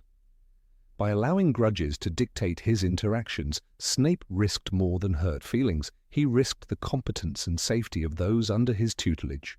There were, of course, rare glimpses of a different Severus Snape, moments when his bitterness seemed to recede and his brilliance as an educator shone through. In Half-Blood Prince, his meticulous instructions in the advanced potions class, ironically, given only because Slughorn had replaced him, were preserved in the margins of the textbook Harry used. These notes demonstrated a mind capable of clarity, creativity, and generosity in sharing knowledge. They were also a tragic reminder that the Snape who might have been a great teacher chose, in most cases, to be something else entirely. The bitterness that drove Snape's professional decisions was not without origin, but origin is not justification. Every teacher arrives with a past, and the mark of true professionalism lies in the ability to prevent that past from clouding the present. Snape's past was undoubtedly painful, his broken friendships, his alignment with dark forces, his betrayal of Lily Potter's memory, but the students before him were not responsible for those wounds. By projecting his anger onto them, he ensured that the cycle of harm continued. It is worth considering what Hogwarts might have gained had Snape channeled his intellect and skill into mentorship rather than retribution. Harry, Neville, and Hermione might have flourished even more under his guidance. Slytherin students might have benefited from a head of house who valued fairness alongside ambition. The war against Voldemort might have produced young wizards with deeper unity, forged not in spite of their education, but because of it. Instead, Snape's teaching years remain a cautionary tale about the dangers of letting personal pain dictate professional action. The essence of the uncomfortable question is not whether Snape was justified in feeling as he did, he was entitled to his emotions, but whether he had the right to act on them in a way that shaped the lives of his students. In this, the answer seems clear. A brilliant mind is wasted if it cannot rise above its own grievances, and a teacher fails the moment their grudges become part of the curriculum. Snape's tragedy, in the end, is that he was both a hero in the shadows and a tyrant in the light, and the latter was what his students knew best. Number 25. Why didn't Snape save Lily when there was still a chance? Severus Snape's plea to Albus Dumbledore on that cold night in 1980 has become one of the most discussed moments in the entire Harry Potter saga. Readers remember the desperation in his voice, the way he begged for Lily Evans to be spared after relaying the prophecy to Lord Voldemort. The scene, revealed much later in Harry Potter and the Deathly Hallows, paints Snape as a man drowning in guilt. Yet there is a question that lingers, uncomfortable and sharp. If Snape truly loved Lily to the point of risking his life for her memory, why did he do nothing himself to save her before it was too late? The words, "Hide them all then. Keep her, them, safe," from the books may seem noble, but they also reveal a striking fact. Snape's entire plan for saving Lily was to place her fate into Dumbledore's hands, rather than taking action himself. In the moment after hearing that Voldemort had targeted the Potters, Snape could have done many things. He knew where Lily had lived. He had contacts in the wizarding world beyond Hogwarts. He had the cunning and magical skill to act independently. Instead, he ran to Dumbledore, the very man he had despised for years, placing the responsibility on the Headmaster's shoulders. This is not to diminish the courage it took to approach Dumbledore. Snape was turning to the leader of the side he had opposed, but it does raise the question, was this really the act of a man determined to save someone's life, or was it a panicked reaction born from shock and guilt? The reality is that Snape was not powerless. As a Death Eater, he had the means to manipulate events from the inside. He could have lied to Voldemort, claiming the prophecy referred to another child entirely. He could have used his connections to learn Voldemort's exact plan and timing. The fact that he did none of this makes his love for Lily seem tragically passive. In the books, he insists to Dumbledore that he has only one request: hide her, keep her safe. But there is no mention of Snape taking independent steps to mislead Voldemort or to remove Lily and her family from danger. Consider what other characters did in moments of crisis. Sirius Black, upon realizing the Potters were in mortal danger, acted immediately, though tragically his plan failed. Remus Lupin too would have risked everything had he known where the Potters were hiding. These men were bound by friendship, not by a love as deep as Snape claimed to have for Lily. Yet they were ready to act without hesitation. Snape, on the other hand, seemed content to rely solely on Dumbledore's arrangements. Was this because he trusted Dumbledore's abilities more than his own, or because his love for Lily, however intense, was never strong enough to push him toward reckless self-sacrifice while she was still alive? There is also the uncomfortable fact that Snape's request to Dumbledore was selective. He begged for Lily's life, not James's and not Harry's. His words, "Hide them all," then only came after Dumbledore challenged his selfishness. Before that, his focus was entirely on Lily. This suggests that his urgency was less about defeating Voldemort or protecting innocent lives, and more about preserving the one person he could not let go of emotionally. From a moral standpoint, it is a disturbing limitation. A true rescue effort might have required him to work for the safety of the entire family from the very beginning without prodding. The tragedy of Snape's inaction becomes even sharper when we remember that the Potters' location, under the Fidelius charm, depended entirely on their choice of secret keeper. Snape, who had the cunning of a Slytherin and the resources of a Death Eater, might have found a way to influence or at least verify who was chosen. If he had suspected Peter Pettigrew's weakness or betrayal, he could have intervened. But there is no evidence that Snape even attempted to gather such intelligence. His love for Lily existed in words and desperate pleas, but it never evolved into a concrete strategy. Some might argue that Snape's position was impossible. As a marked Death Eater, any overt move to protect the Potters could have exposed him and perhaps even hastened their deaths. But this line of reasoning overlooks the fact that Snape was already risking his life by going to Dumbledore at all. The moment he confessed his role in delivering the prophecy, he had placed himself in mortal peril. If he was willing to take that risk, why not go further? Why not try to mislead Voldemort directly as someone inside his circle? The answer may lie in Snape's personality, calculating, cautious, unwilling to gamble with his own survival unless it was in a controlled setting. Another point to consider is that Snape's emotional state may have left him paralyzed. In Deathly Hallows, the revelation of his memory shows him in anguish, clutching at Dumbledore as if drowning. His desperation is real, but it is also frantic and unfocused. People in such states often cling to the nearest source of authority, hoping someone else will take charge.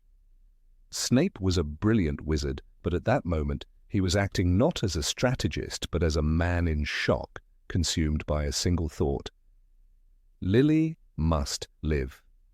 This explains why his request was so narrow and why he took no parallel actions of his own. Still, this emotional explanation does not erase the fact that time was running out, and every hour could have made a difference.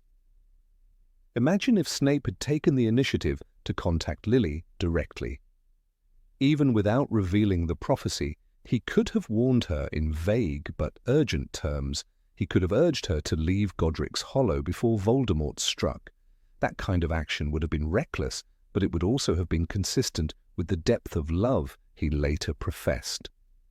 Instead, Snape's role in the story leaves the reader with a haunting image, a man who loved deeply, yet allowed someone else to decide how and whether she would be saved. The most damning aspect of Snape's inaction is that his request to Dumbledore ultimately failed. The Potters died despite his plea. If his goal was truly to save Lily, then relying solely on Dumbledore's arrangements proved tragically insufficient. The irony is that Snape's later heroism, his role as a double agent, his protection of Harry for years, was in many ways an attempt to atone for this initial failure.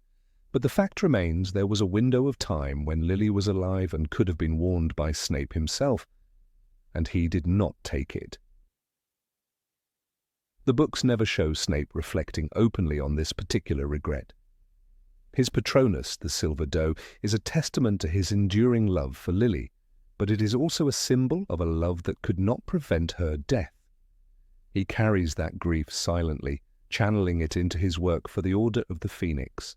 Yet one wonders if part of his bitterness, his coldness toward others, was rooted in the knowledge that when it mattered most, he had left the task to someone else, and lived to see the worst happen. From a narrative standpoint, J.K. Rowling paints Snape as a tragic hero, someone whose flaws are as defining as his virtues. His inability to act independently in that critical moment is part of that tragedy. It adds layers to his character, showing that even the most brilliant and determined people can falter when faced with the raw chaos of emotion. It also forces the reader to question the romanticized idea of love as an all-powerful motivator. In Snape's case, love drove him to beg and bargain but not to act. This uncomfortable truth challenges the way we view heroism in the series. Harry, though often reckless, acts on impulse to protect others, even when the odds are terrible. Snape, by contrast, calculates, negotiates, and waits. In the end, the waiting cost him everything he had hoped to preserve. His story becomes a cautionary tale that love without decisive action can be as powerless as no love at all. The moment Snape fell to his knees in front of Dumbledore, he was making a choice, not just about whom to trust, but about how much of the burden he was willing to carry himself. That choice set the course for the tragedy that followed. It is easy to see Snape as a victim of circumstance, but the harder, more unsettling truth is that he was also a participant in shaping those circumstances. His decision to rely entirely on another man's protection for Lily left no room for a backup plan, no margin for error.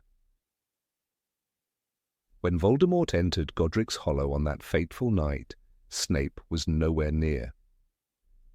By the time he arrived, it was too late. The love that had driven him to Dumbledore's office was powerless in the face of what had already happened.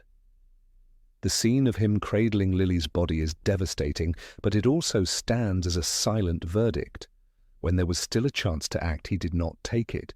That is the heart of the uncomfortable question, and it is why this moment in the series continues to haunt readers long after the final page is turned. Number 26. Why didn't Snape teach Harry vital spells that could save lives? In Harry Potter's third year at Hogwarts, the weight of constant danger was already bearing down on him.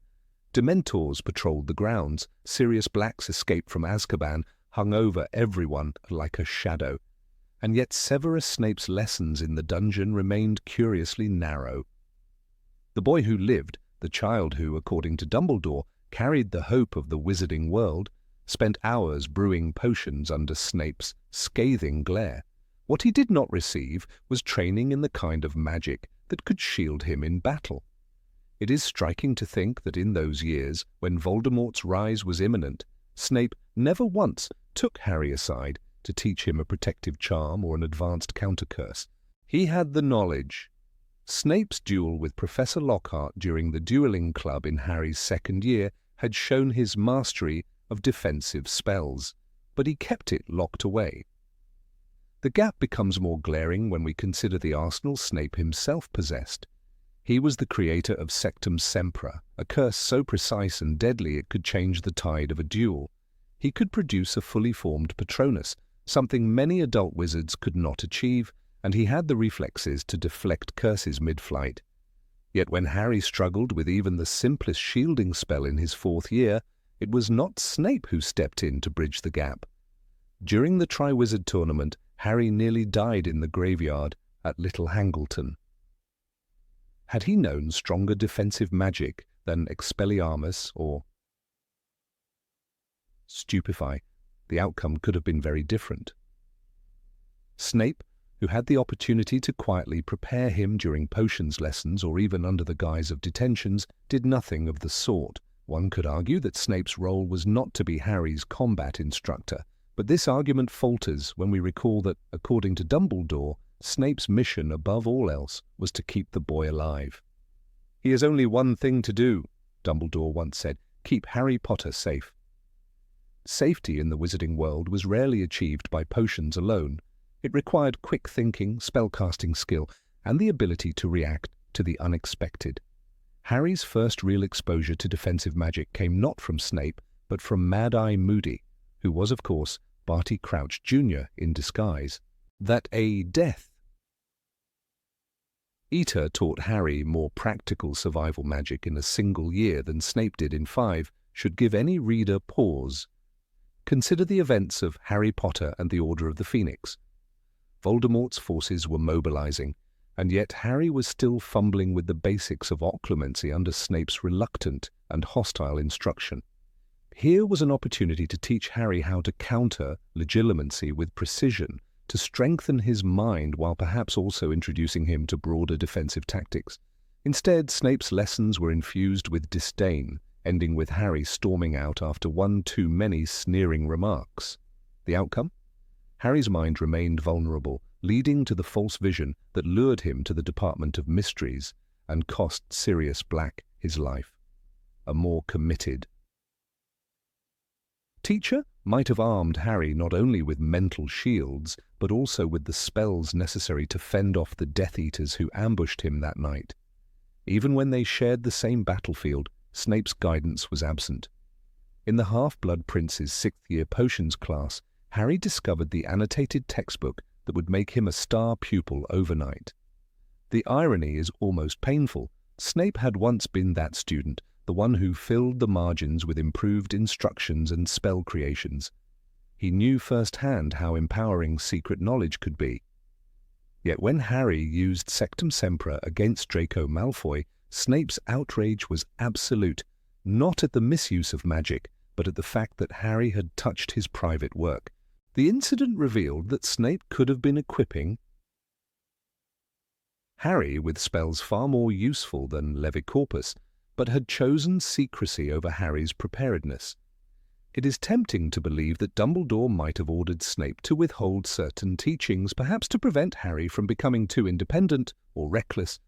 But Dumbledore was not above allowing Harry to take risks. He placed him in situations where survival depended on improvisation. In The Goblet of Fire scene, for example, Harry faced a dragon, merpeople, and a deadly maze.